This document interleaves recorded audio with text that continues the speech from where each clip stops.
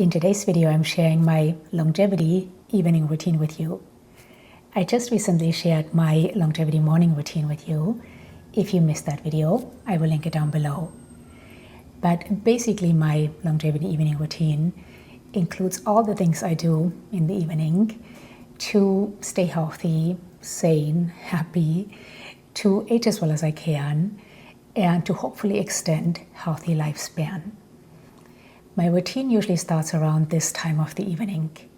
It is currently 5:30 in the evening and it is already dark outside, so I apologize for the bad lighting.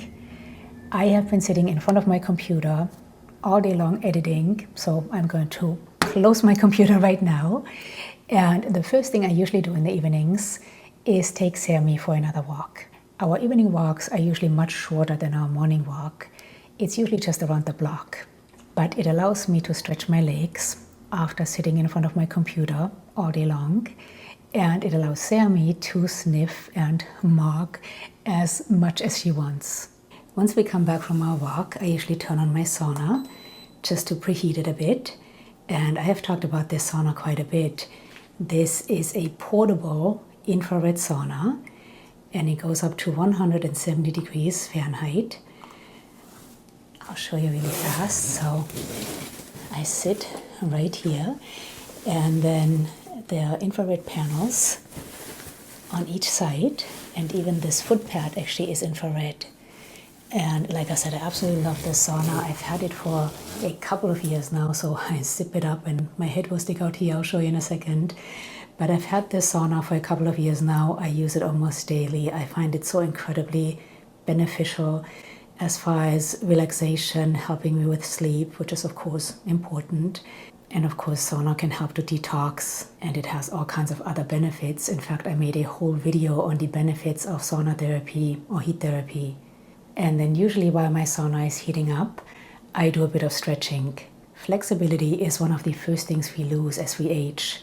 And I actually used to be very inflexible. I used to be a runner and I couldn't even touch my toes. So one day I decided that I want to be able to do the splits. And now at age 55, I can do the splits. So if you feel that you have lost some flexibility, it is never too late to start stretching. All right, time to jump into my sauna. It is a bit challenging to film myself in here. I just have my hands stick out of these little holes and I'm holding my phone. So if this is a bit wobbly, I apologize. And of course, I'm not wearing my microphone, so I hope you can hear me okay. I'm starting to sweat, as you can see. It feels so good. Taking saunas in the evenings is one of my favorite things to do. It's one of the highlights of my day. I find taking saunas just so incredibly relaxing. And I feel that on the nights I take a sauna, and my Oura ring usually tells me as well, I feel I sleep better. I usually have more REM and more deep sleep on the nights I take a sauna. And as I mentioned earlier, there are so many benefits to heat therapy or sauna bathing. I looked at some long-term observational studies done in Finland, and they showed that regular sauna bathing can cut the risk of developing heart disease by, I believe, 60%, and the risk of developing dementia and Alzheimer's by, again, if I remember correctly, about 50%, which is quite impressive. But to me, the main reason I take a sauna is, again, I find it incredibly relaxing. And of course, I know I'm helping my body to detox, I'm strengthening my immune system, and so on. I usually sit in here for about 30 minutes and just watch a YouTube video or read or even talk to a friend. Almost done. One more minute, which is good because as you can see, I am really sweating and I'm super thirsty. But I do try to stay in here for 30 minutes, which at the end gets a bit uncomfortable. But sauna bathing or heat therapy, just like when we exercise or fast or any of the other practices that fall under the principle of hormesis, is something that can get a bit uncomfortable. But that's the point. We want to push the body just the right amount or stress the body just the right amount so it has to adapt and get stronger. Not too much so it can't adapt, and not too little so it doesn't have to adapt. but my 30 minutes are up. I'm going to jump under the shower. All right, time to jump under the shower. But before I turn my shower on, I wanted to show you my shower filter really fast. I did talk about this in my morning routine. I invested in this shower filter about 6 months ago. It's dripping because I already turned it on. I forgot I wanted to show it to you. But I invested in this about 6 months ago, and I'm so glad I did, because the water quality in San Diego is quite poor, and this has really made a difference as far as my skin and my hair are much less dry and my skin is much less itchy. All right, time to take a nice cool shower. All right, when I said a cool shower, I'm actually lying a bit. While I love heat therapy, I hate cold showers. And I know that cold therapy has just as many benefits as heat therapy, but I just don't like cold showers. So I take somewhat of a lukewarm shower. Now I will apply my bioidentical hormones, which I also talked about in my morning routine, and some body skincare. And I'll show you what I have been using. I actually just recently got this moisturizer here by Necessaire, and I really like it actually. And I have been mixing some of my aloe and tretinoin into it, because I talked about this in my evening skincare routine. I do not like this on my face, but I mix just a bit of this into this and apply it all over my body after I apply my HRT. And then of course I will also do my evening skincare routine. And I actually just recently shared my evening skincare routine. I will link that video down below. However, I just got a new serum. One of you recommended this. It is called Elevate, and it is this fancy sort of all-in-one serum. It has exosomes, copper peptides, all kinds of ingredients. I have to take a closer look. But one of you raved about this, so I wanted to try it. I will of course keep you posted. So I'm going to use this tonight and then the rest of my regular evening skincare routine. Now, very often in the evenings, I actually like to use my Ziip. I like to just sit on the couch while watching a movie or a show and use my Ziip. But tonight I'm too curious about this, so I am actually going to try this with you right now. This is the very first time. I just got it in the mail today. So it is sort of a see-through serum.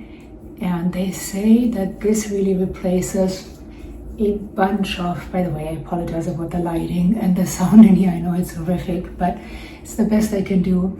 But they say that this replaces a bunch of skincare basically, and it's just sort of one and done, or that you can apply a moisturizer on top if needed.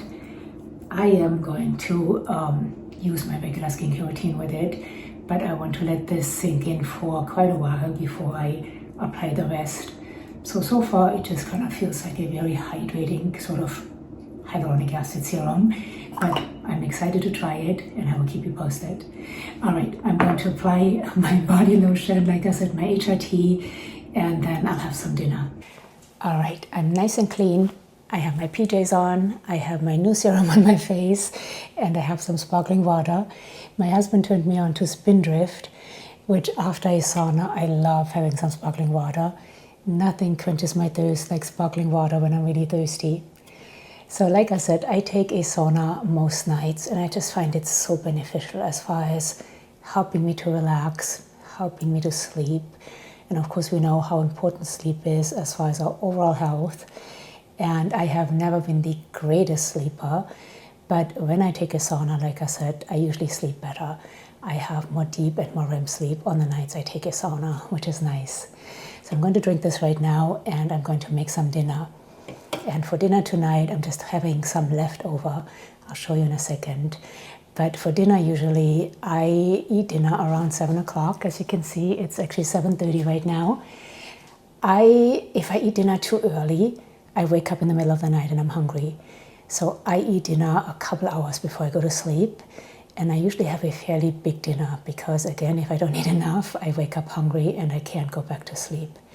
So tonight I'm having some leftover vegan chicken noodle. I'll show you. So I made a huge pot of this the other night, and living by myself, after a while eating the same thing night after night gets old. So I froze some of this, and it's still pretty frozen. I might have to start it in the microwave first just to defrost it a bit. But this is some vegan chicken noodle soup. So it has tofu instead of chicken. It has chickpea noodles. It has some leeks, carrots, peas. What else do I have in here? I think that's it. It's so delicious. And then of course it's a vegetable broth. So I'm going to just defrost this a bit in the microwave and then put it on the stove, and I'll show you the finished product. Now this doesn't look quite as good as it tastes, especially in this lighting, but trust me, it is delicious. Like I said, I made a whole pot full of this, and this is the last bit I have left over. This is packed full of protein because I have the high protein tofu in here. I have chickpea noodles, chickpeas, and peas. And for dinner, I like to have quite a bit of protein because, again, it helps me sleep.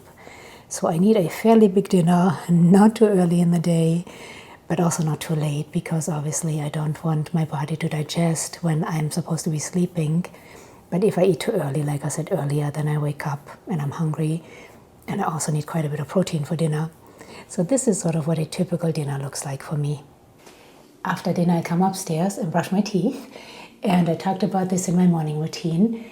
I use a fluoride-free toothpaste and have for many years, really for two reasons. First of all, I'm hypothyroid, and there is some evidence suggesting that fluoride is not the greatest for our thyroid. And I also used to get perioral dermatitis, and again, there is some evidence suggesting that fluoride can actually make perioral dermatitis worse. And then to floss, I use the Dr. Tong's floss. I think this is the best floss out there, and I have tried many. Brian Johnson actually talked about this not too long ago in a video. This is what he uses. If it's good enough for Brian Johnson, it's good enough for me. But I've used this for years. I really think it's the best floss. And then lastly, as far as oral hygiene, I use a mouthwash.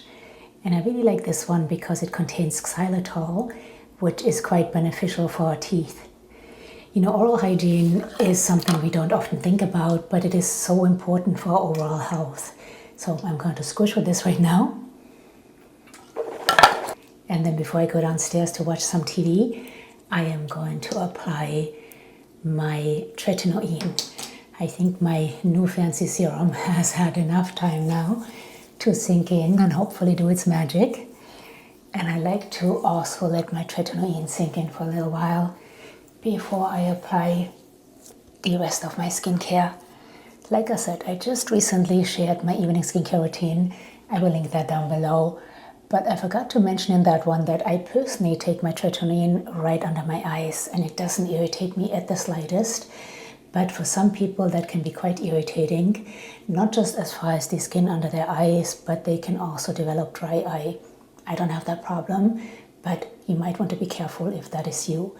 I can also take my tretinoin right around the mouth, which a lot of people can do. The only place I can't take it is unfortunately my neck. Now Sammy and I are going to go downstairs and watch a TV show, and for that I'm going to wear my blue blockers. I have been wearing blue blockers for years now, and my husband still makes fun of me every time he sees me wear them. He calls me Bono. I don't care. Like I said, I have never been the greatest sleeper. And now that it's getting close to my bedtime, it's 8 o'clock right now, I usually go to bed between 9 and 9:30. I want my body to realize it's getting close to my bedtime and to stop producing cortisol and instead produce melatonin. But of course, I'm being bombarded by blue light. I'm in my bathroom, the light is really bright. I'm going to watch some TV, more blue light stimulation. So my body could easily get confused and think it's daytime and produce cortisol. But again, I wanted to switch over and produce melatonin, which is why I block the blue light. Now, wearing blue blockers doesn't necessarily improve the quality of my sleep. At least I haven't really noticed that. But I wear them every night, so it would be hard to tell. But one thing I've definitely noticed is that I fall asleep easier and faster when I wear them.